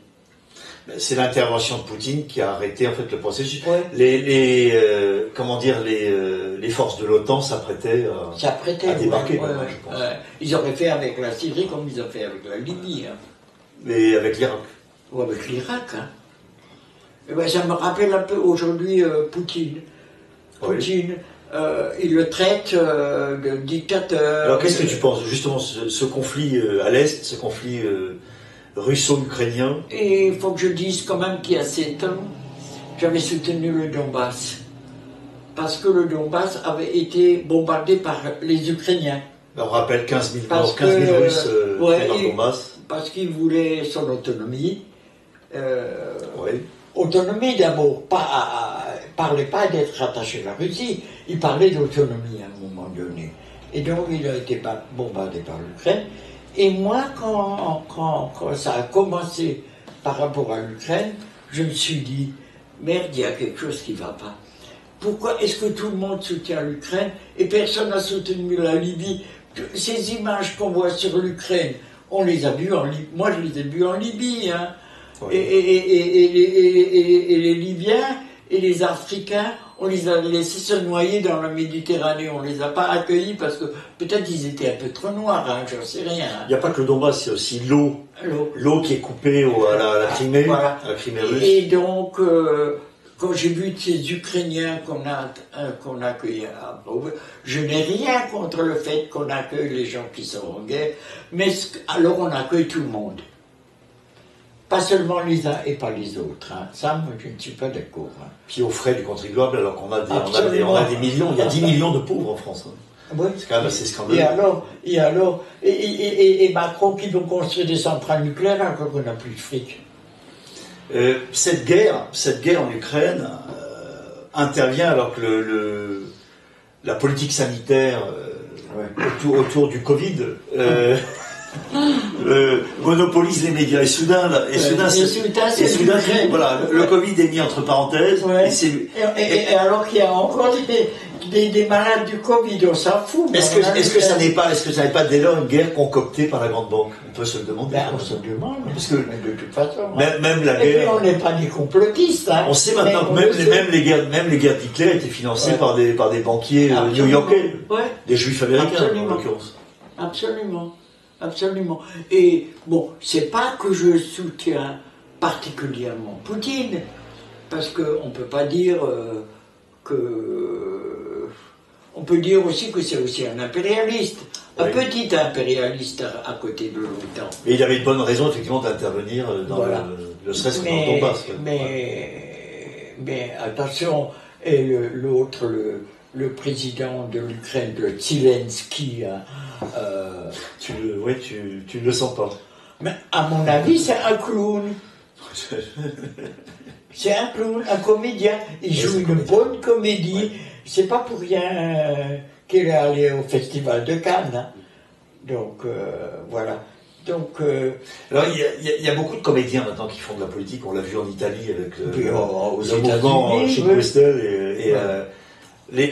c'est l'avènement des comédiens maintenant.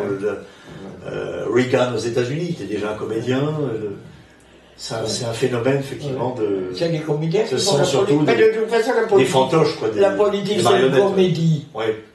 Alors c'est normal. Et les hommes politiques apparaissent comme des marionnettes. Macron lui-même est était un théâtreux, non, c'est ça? Non, je sais pas. Il s'est essayé au théâtre. Moi, je n'ai pas voté pour Macron et je ne voterai jamais pour Macron. J'espère que tu ne l'as pas voté du tout, d'ailleurs. Moi, je ne vote pas. Tu as la démocratie directe, on ne te vote pas. On ne vote pas. Moi, on vote à main levée, voilà, c'est ça. Entre la peste et le choléra, qu'est-ce que tu veux choisir? Le choléra, c'était la peste et le choléra, mais ça restait le bon taux électoral. Non, moi j'ai jamais. Depuis 86, j'ai plus voté. À l'époque, j'ai voté parce qu'il y avait Dumont. J'aimais bien. Oui, Dumont, ouais, voilà. C'est tout. Et puis après, il n'y avait plus rien pour moi. Et puis les Verts étaient comme le PS. Dès que il s'agissait de participer à des élections, ils couraient tous comme des chiens en chaleur. Et là, c'était ça l'écologie, les Verts. Et c'est pour ça que je me suis plus trouvé bien là-dedans. Parce qu'au début, quand on a créé les Verts, il y avait toute une tendance libertaire, anarchiste chez les Verts. Et toute cette tendance a disparu. Ouais. Tu crois à une guerre avec la Russie, puisque la France maintenant est dans un engrenage belliciste, Ouais. celui de l'OTAN, celui du nouvel ordre mondial. Est-ce que tu crois à cette guerre ou est-ce que tout est calculé, que c'est prétexte à une tonte des peuples? Comme écoute, à chaque conflagration le problème, c'est que importante. s'il y a une guerre mondiale, elle va être nucléaire, et ça me fout la trouille. Tu vois. Mais ça, tu y crois? C'est ça que je te demande. Mais je pense pas, je pense que... Tu penses que c'est une mise en scène aussi d'une certaine manière? Ouais, je pense un peu beaucoup. Hein. Et là, on nous parle maintenant de variole du singe. Après le Covid, on a une variole. On ne sait même pas si ces virus correspondant à ces prétendus fléaux, ces prétendues pandémies, ont bien été isolés. On ne sait rien sur ces virus. Non, mais tout ce qu'on sait, c'est que les laboratoires sont en train de se faire un fric fou. Big Pharma, c'est ça. On le sait. Big Pharma. Puis on sait aussi qu'ils réduisent les libertés fondamentales à partir des politiques mises en œuvre, des politiques prétendument sanitaires mises en œuvre. Ça, on le sait. Mises en œuvre. Ouais. Et puis, en fait, on ne sait toujours pas ce que c'était ce Covid. Une grosse grippe. Est-ce que le SARS-CoV-2, d'abord, est-ce qu'il a bien été isolé? Est-ce qu'il existe réellement? Est-ce que ça n'a pas... Aucune preuve. Ce n'est pas le résultat d'une recherche de laboratoire qui a fui. Qu'est-ce qui se prépare? Les gens ont des affections respiratoires, mais il y a toujours eu des affections respiratoires. On sait maintenant que les hôpitaux, que tous les professionnels de la santé recevaient des primes pour estampiller Covid, des malades qui atteints de pathologies diverses. Donc c'est vraiment, on est vraiment dans une escroquerie scientifique. Et puis tout à coup, tout le monde avait le Covid. Il n'y avait plus d'autres maladies. Alors toi, tu n'as pas le Covid, mais tu as un cancer. Comment le traites-tu depuis, je crois que c'est depuis 7 ans que tu es atteinte d'un cancer? J'avais d'abord un cancer du sein, 2 fois. Ouais. J'ai été opéré 2 fois. Et j'ai refusé la chimio, j'ai tout refusé, tout le cinéma, tout. Et ils t'ont fait le cinéma? Ils ont tenté de te... j'ai plus aucun médecin. Ah ouais, il veut s'occuper de moi. Je peux être malade, je peux avoir aucun médecin. Personne ne veut s'occuper de moi parce que j'ai pas fait la chimio. Puis là, j'ai un cancer de l'intestin grêle depuis 7 ans. Bon, il n'a pas grandi, rien du tout, il est toujours là. Comment tu le traites? Tu prends quoi? Des vitamines? C'est de moi, je prends l'acide ascorbique, vitamines et puis... Vitamine C et l'homéopathie, j'avais un cancer homéopathe. La belladonna, je prends la belladonna, je prends beaucoup de magnésium en pilule. Et puis voilà, et puis je bouffe pas de viande, je suis végétarienne, j'ai supprimé le lait, tout le lait je mange que des légumes.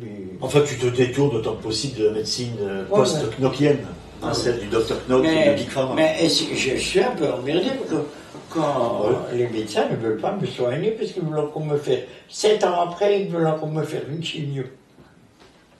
Tu t'es fait vacciner au fait? Hein? Tu t'es fait vacciner? C'est indiscret. Non. Non, évidemment. Ouais, faut pas t'en parler. On va dire vraiment non plus. Moi, je suis contre les vaccins. On est dans le bio, là. Ouais. Écoute, Ginette, on a quand même fait un peu le tour des choses. Tu vois quelques volets que nous aurions laissés de côté? Non, je sais pas. Et que tu voudrais aborder? À peu près. Enfin, je vais regarder un peu ton livre, La table des matières.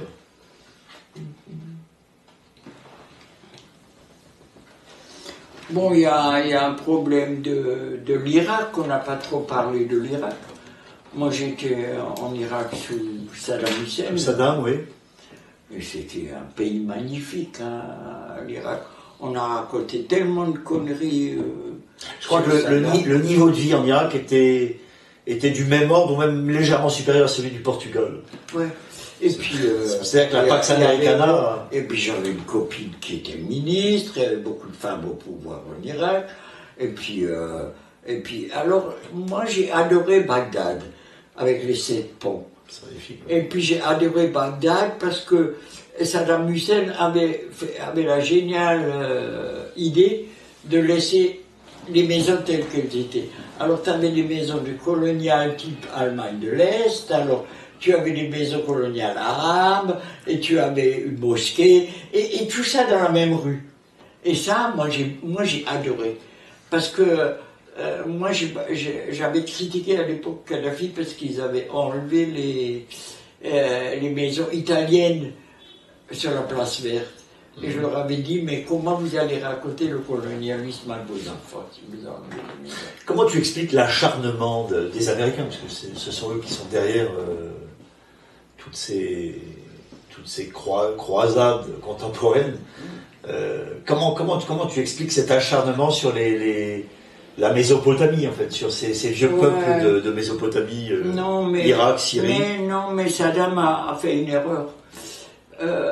Parce qu'il a aidé les Américains contre l'Iran. Oui, c'est vrai. Et là, il a fait une erreur. Il n'aurait pas dû la faire. Coûteuse en vie humaine, c'est une guerre qui a duré. Ouais, et les Américains se sont servis de lui. Et après, ils lui ont laissé croire qu'il pouvait envoyer le Koweït. Dévorer le Koweït. Ouais. Et après. Mitterrand disait le Koweït. Ouais. Tu te souviens, oui. Mitterrand, il était pour la guerre contre. On sait qu'il est tombé dans le panneau pour le Koweït. Alors que Chirac n'est pas tombé dedans. Hein. On sait que c'était bien piège, il est tombé dans le panneau, il a donné dans le panneau. Ouais. Ouais. Et comme moi je disais qu'il fallait soutenir Chirac, que tout le monde m'en voulait parce que Chirac était de droite, qu'il ne fallait pas le soutenir, je regrette, on a fait une erreur, on aurait dû tous aller soutenir Chirac. Et avec l'Iran, quels ont été tes rapports avec le... moi j'ai été en Iran. Hein. Oui. Et tes rapports aujourd'hui par exemple avec le... Moi maintenant... C'était à l'époque d'Ahmadinejad. Il y avait quand même la Jamaria. Oui. Ils ont accusé le Kadhafi d'être responsable de l'assassinat de cet imam. Oui. Et donc, le Hezbollah était contre Kadhafi. Donc, c'est là où il y a eu des problèmes avec Thierry Messon. Un micmac avec Thierry Messon. Ouais. Tu t'es brouillé avec Thierry sur la Libye, sur des... Ouais, avec beaucoup de monde, je me suis brouillé sur la Libye. Parce que, en fait, c'était pas Kadhafi qui avait fait assassiner cet imam. Mais tu lui as dit, je crois qu'il s'est excusé. Ouais, Thierry Messon s'est excusé. Ça a dû suffire à... Ouais. Ça a dû te suffire, non Non, il avait raconté que Kadhafi avait demandé l'aide d'Israël, ce qui n'était pas vrai. D'accord. Non, mais moi, Thierry, c'est Thierry, hein. Il a fait une erreur sur la Libye, mais il n'en a pas fait sur la Syrie, hein. Il a bien travaillé sur la Syrie, hein. Quelles sont les perspectives maintenant pour nous, combattants de la liberté à travers le monde Comment on va faire devant ce totalitarisme qui avance Moi, j'avais le seul espoir, c'était dans les Gilets jaunes. Hein. J'avais énormément d'espoir. Le mouvement a tissé des réseaux. Oui, à Cannes, à Nice aussi, j'ai vu qu'il continue, à Saint-Nazaire. On continue à se battre, bien sûr, bien sûr. Donc, parce que... tu sais, mon cœur est jaune, hein, je suis gilet jaune maintenant. Gilet jaune un jour, gilet jaune toujours. Ouais. C'était comme à l'époque, nous, avec les luttes antinucléaires, on a pu fonctionner comme les gilets jaunes. Hein. Il y a des réseaux, donc c'est quelque chose qui va durer. On avait des réseaux qui allaient partout, les gens venaient ou ne venaient pas. Ça ne s'éteindra pas comme ça. Hein. Ouais, mais je pense que... Les perspectives, alors, pour résister... Je pense que c'est pour ça aussi qu'on a tellement que les gens ne votent plus. Parce que les gens ne veulent plus des partis politiques, des syndicats. Parce que qu'est-ce qu'ils ont fait, les syndicats À la fin, ils ont marché avec le PC, avec le PS. Les sociotraîtres. Voilà, les uns les autres, ils n'en veulent plus. Et puis la droite n'en parle plus quand on a vu toucher Sarkozy. Partout, la gauche, droite, c'est pas pareil.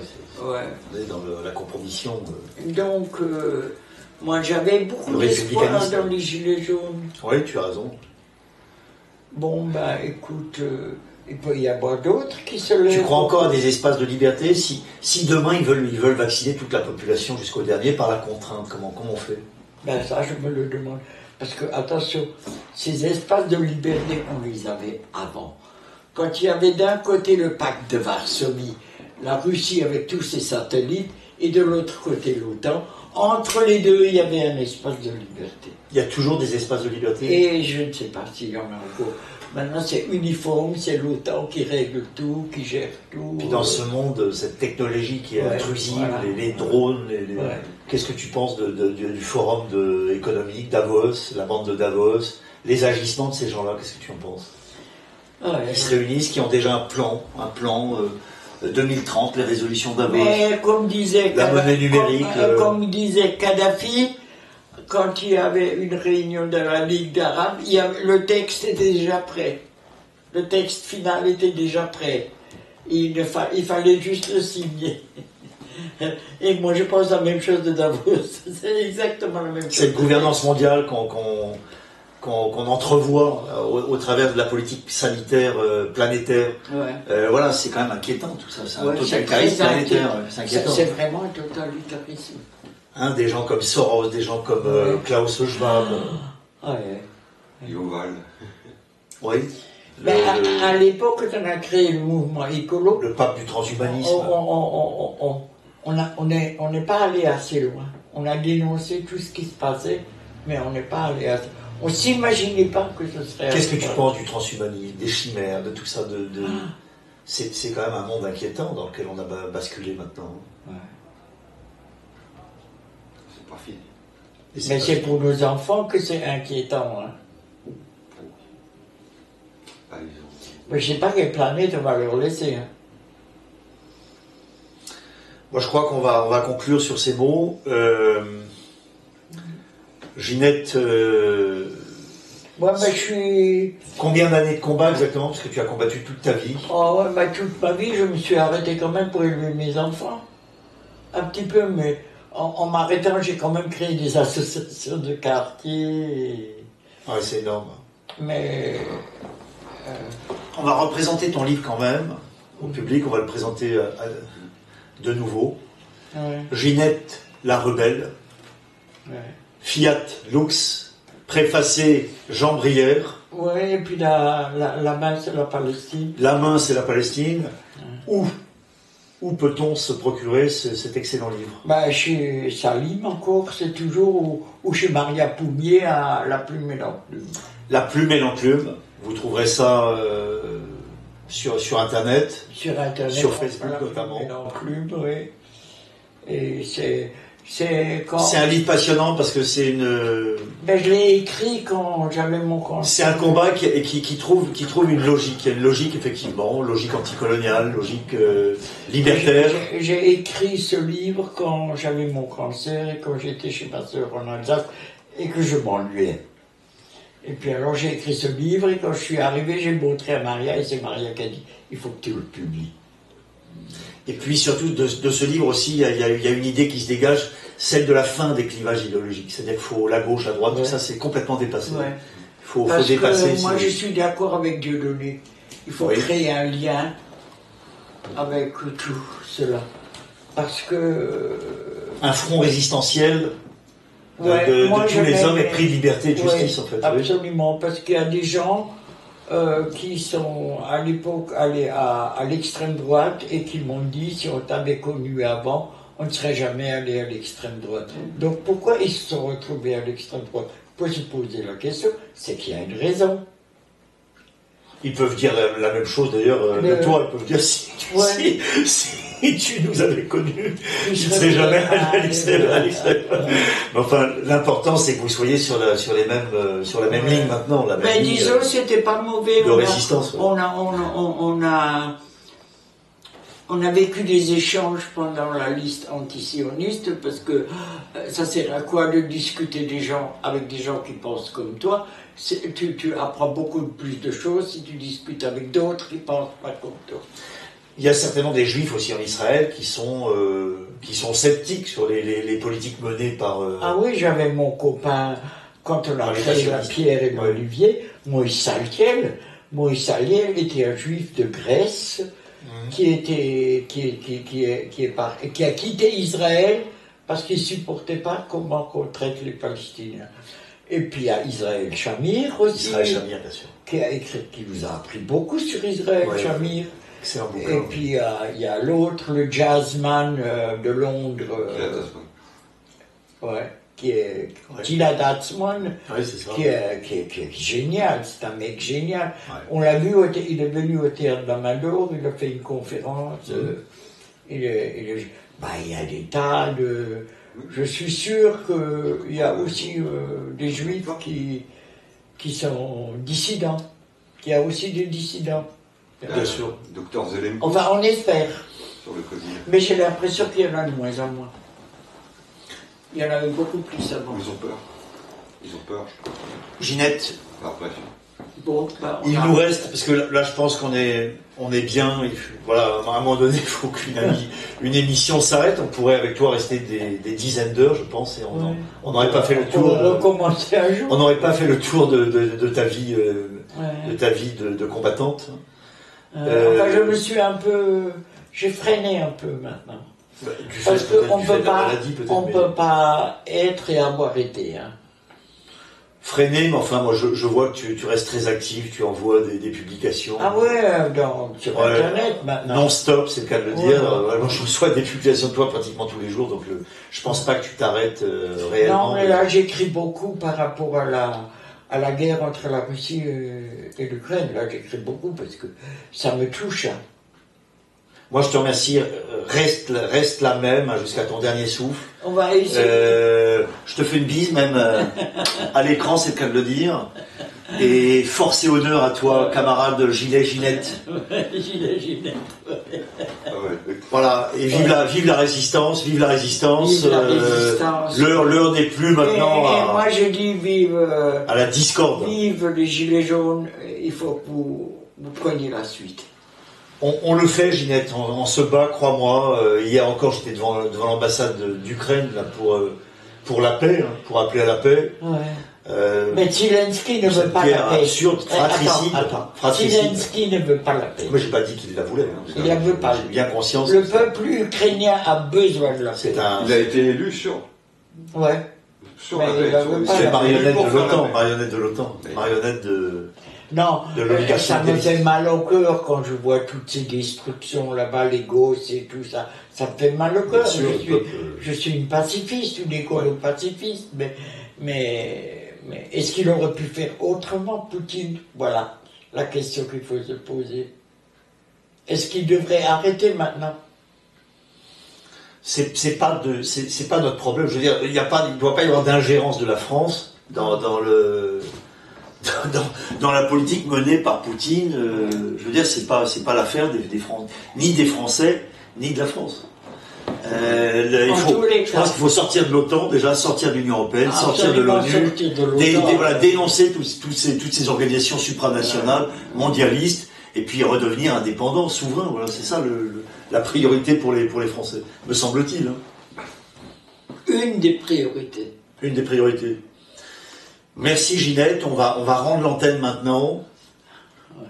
Force et honneur à tous les gilets qui nous regardent et à tous les êtres épris vraiment de justice, de liberté. Ouais. En tous les cas, moi j'ai toujours été pour la démocratie directe et je reste là-dessus. Bravo Ginette, on partage ce sentiment. Voilà. Merci à vous.